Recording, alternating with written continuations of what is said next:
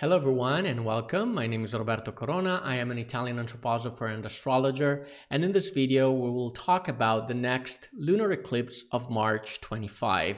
It's going to be an eclipse that will tend to inspire dark thoughts in us, human beings, thoughts of rebellion, thoughts of violence even, which, however, the two benefic planets, Venus and Jupiter, will try in every possible way to contain. This at least until the next explosive solar eclipse of April 8th. Now in this picture here you can see a beautiful painting of Archangel Raphael by Pietro Perugino. And as you may know, in anthroposophy, Raphael is the archangel of the spring season. And in fact, with this full moon, which is an eclipse, the sun reached the spring equinox and entered the sign of Aries. Now, Aries represents in astrology the beginning of the new year, and this means that astrologically speaking, this is the start of the new year.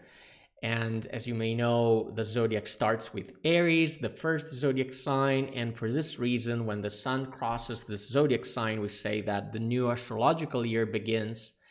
And this new year, so to speak, begins with two eclipses, so not an ideal start. Let's take a look at them. Here you can see a list of this year eclipses. We are now entering eclipse season 1, which is going to be followed by the second season, only starting in September. So let's focus on these spring's eclipses. These are going to be a penumbral lunar eclipse happening on March 25 at 5 degrees Libra, and a total solar eclipse on April 8 at 19 degrees Aries. Please note that this second eclipse will feature the so-called Devil's Comet, the Pons-Brooks periodic comet, and we will talk about it in a dedicated video, specifically in the next video about the total solar eclipse in Aries. However, what's peculiar about both the eclipses here is that their ruler, in both cases, will be in conjunction with Saturn. Now, this means that the lunar eclipse in Libra, which is ruled by the planet Venus, features in the chart the Venus-Saturn conjunction. And the solar eclipse in Aries, which is ruled by Mars, features in the chart a Mars-Saturn conjunction. So we can say right away that the worst is definitely the second eclipse. Whereas the first one, which we're going to be discussing in this video, will be partially contained by very benefic influences. So this is what I personally like about this chart. This is the chart of the event. And as always, let's start talking about the last changes in the sky. Now, the most important one is definitely Venus entering Pisces on March 12th. Here we go. Now, the presence of Venus in Pisces is very, very important. So we're going to understand why analyzing the chart. Then we had following on March 20th, the sun entering Aries, and this coincides with the spring equinox by definition. And on March 23, Mars enters Pisces. Now, in this chart, Mars is still in Aquarius. However, it is going to enter Pisces to conjoin Saturn by the date of the next eclipse, which Mars is going to rule, as we mentioned. Now, this is the first full moon of spring, and by definition, this is the moon of the Easter festival, because as you may know, the date of Easter, which is a mobile festival, is calculated starting by the date of the first full moon of spring. Now, this means that the following Sunday, which is going to be a Sunday, March 31st, is going to be Easter. And please know that this festival is the festival of transformation and redemption of the forces of the earth, meaning that this is a festival that strongly goes against the tendencies which are disturbing actions brought about the eclipses. Now, this is very, very important. Now, this is a lunar eclipse. So again, by definition, it is a full moon. It happens when the sun, the earth, and the moon are aligned like so. And in general, it brings sudden forces of manifestation, sudden forces of unveiling of things, right? And on top of that, anthroposophy tells us that during the event, the cone of shadow projected by the earth on the moon, because the moon is darkened by the cone of shadow projected by the earth. Now, during this event, like this cone of shadow allows harmful entities, harmful forces, and harmful thoughts to penetrate the terrestrial sphere. And in particular, these forces of hindrance act affecting our thoughts, darkening our thoughts, our minds, and our state of consciousness. And for this reason, we should pay more attention here to the overall quality of our thoughts, of our thinking. The thoughts that we have not only during the day of the eclipse, but also during the following days. Now, specifically, this eclipse is going to be a south node eclipse because in general, eclipses are different according to the lunar node in which they happen. And as you can see here, the moon is located near the south lunar node, the so-called tail of the dragon. Now, the tail of the dragon comes with this poisonous sting, so we can picture these dark forces, these dark thoughts, as poisonous thoughts. Traditionally, the south node is considered to be a little Saturn, so to speak, and this means that it brings a destructive rather than constructive quality, or if you like, tend to bring major endings in our life rather than major beginnings.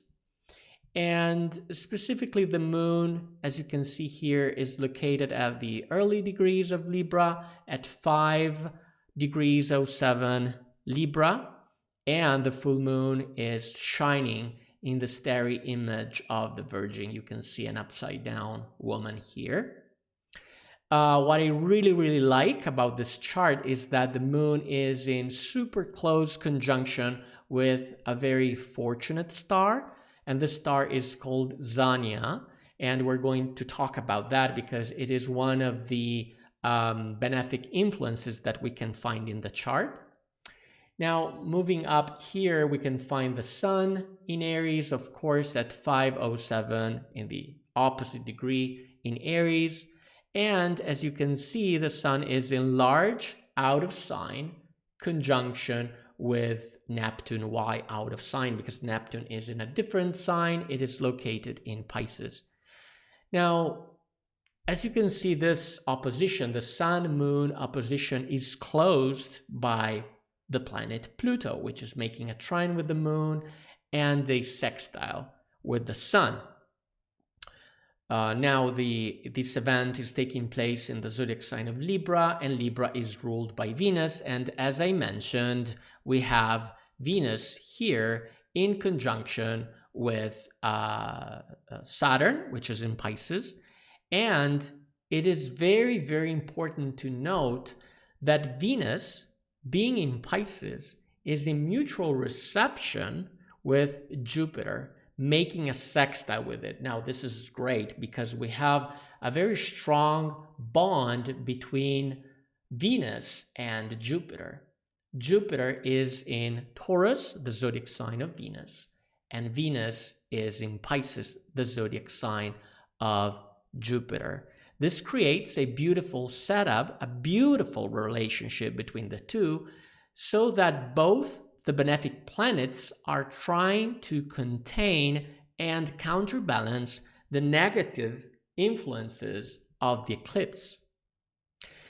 Now, we have to say that Jupiter, however, is in conjunction with Uranus, which instead, as we know, tends to destabilize the situation.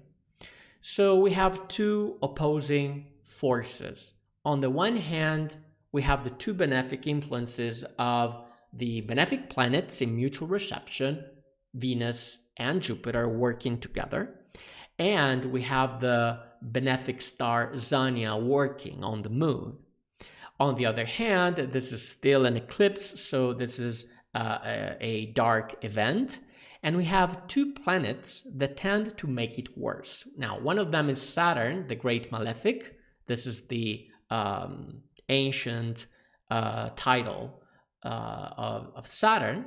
And the other one is Uranus, destabilizing these good forces of a Jupiter in Taurus, which normally are very stable, being Taurus, the zodiac sign of fixed Earth, right? Now, let's talk about the meanings of the chart. As you know, I always like to start from the physical perspective. So this is a lunar eclipse, and this tends to lead us towards these sudden revelations, these sudden unveiling of things. And what kind of revelations are they? Now, since this is a south node eclipse, they are revelations, or if you want, manifestations leading to major endings rather than major beginnings. And please note that in some cases, they might have also a destructive effect, because this is what the tail of the dragon does. Now, in the chart, we can find these this general meaning of endings indicated by Saturn in conjunction with Venus, lady of the eclipse. And Saturn in Pisces, as we know, always comes with this bitter taste of disillusionment. So these revelations could be these moments where we start thinking, I knew it. And we start like creating this images of, disillusionment, and which can be sometimes depressing, right? And on the other end, we have the influence of Pluto channeling this dark thoughts of major endings, so to speak, because again, Pluto is closing the luminaries with a trine and a sextile. And so it is taking advantage of this position to take these thoughts and fueling these impulses of rebellion that leads us towards revolution, towards change, right? And this is the effect brought about by Pluto. However, Venus is in Pisces, which means that she is in the sign of her exaltation, and being a benefic planet tends to soften the situation, to mitigate it, because Venus is very sweet, very gentle here. And not only that, but being in mutual reception with Jupiter tends to direct these endings towards new constructive goals, because this is what, in general, this Jupiter would do. But again, given the presence of Uranus, this new direction could be taken really suddenly or in a hurry, because we always have these hasty feelings with Uranus. But in general, as you can see, the effect of the benefic planet still manages to balance out the situation. From an international perspective, it is Pluto that directs these negative thoughts towards conflict. But this is a generational planet, so it might affect more the collective. And again, we still have to keep in mind that it is very important to discipline our thoughts here. Now, in terms of the soul perspective, a psychological perspective, we have to keep in mind that we have many planets in Pisces here, because we have the Sun in this out of sign conjunction with Neptune, which is in Pisces. We have of course, Venus in Pisces, Saturn in Pisces, and this leads to experiencing this passage with great emotion, with great sensitivity, because Pisces is the most sensitive zodiac sign, right? Being not only a water sign, but it is also the most, I would say, unstable sometimes. And since the lunar eclipse inspires negative thoughts, it is advisable to prevent these thoughts from penetrating too much within our soul, generating paranoia, unfounded fears, doubts, being suspicious, So this celestial trend must be fought back in a way or in another. And in particular, given the negative influence of both Saturn and Uranus, these thoughts can inspire, thoughts of struggle, of revolution, which in itself are nothing bad. But these thoughts can be here, they can become morbid, having like a sinister, dark connotation that calls for blood in a way. So we still have to keep in mind that Pluto is in Aquarius. It just entered Aquarius. And so it is closing the sun and the moon by making this trine and this sextile. So it is important not to fuel too much these thoughts, because, the revolution can also be very violent, right?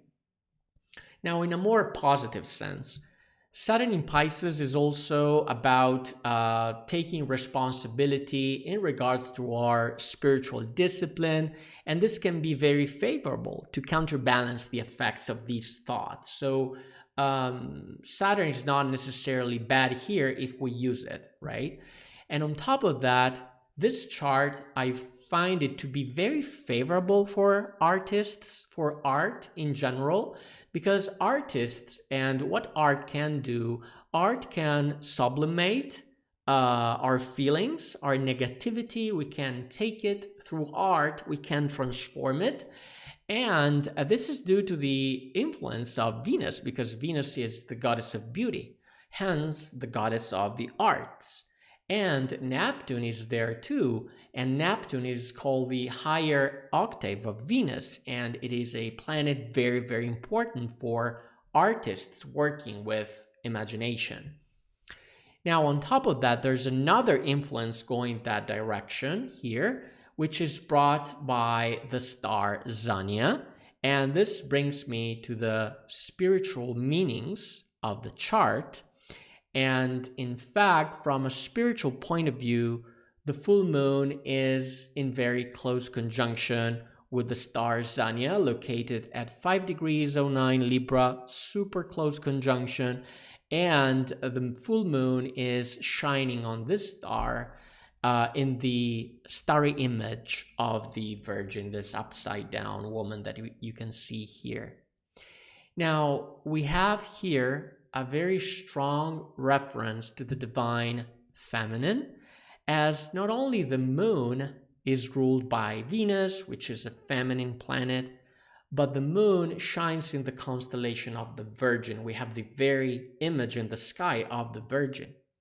And on top of that, the star Zaniah carries the natures of both Venus and Mercury. However, as you can see, the chart is all about Venus. We don't care much about Mercury here, so we have confirmed this Venusian quality. And the star Zaniah is a beautiful star, which means radiant, shining with light.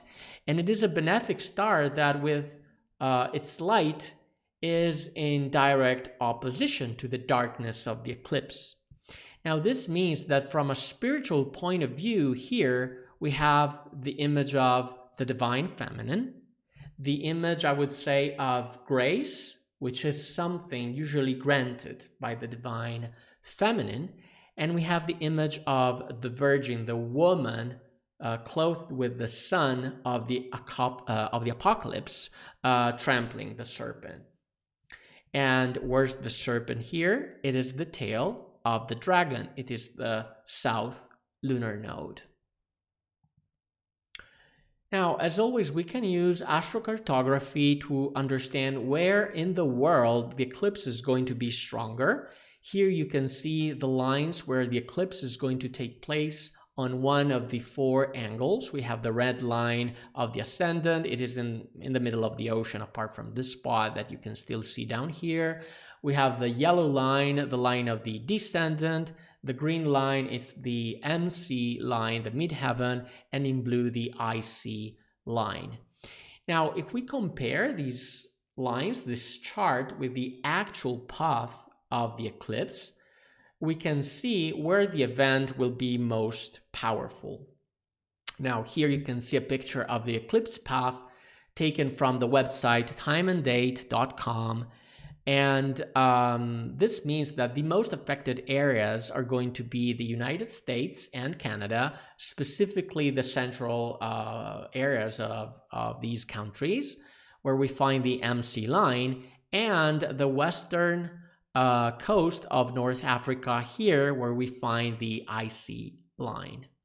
Now, the eclipse is still going to be visible in Europe early in the morning, for example, in Italy at 6 a.m., So in case you're living in a part of the world where the eclipse is going to take place as you sleep, it is advisable to go to bed on the night before, bringing with you spiritual thoughts in order to counterbalance this effect, this darkening effect of these Ahrimanic thoughts, I would say.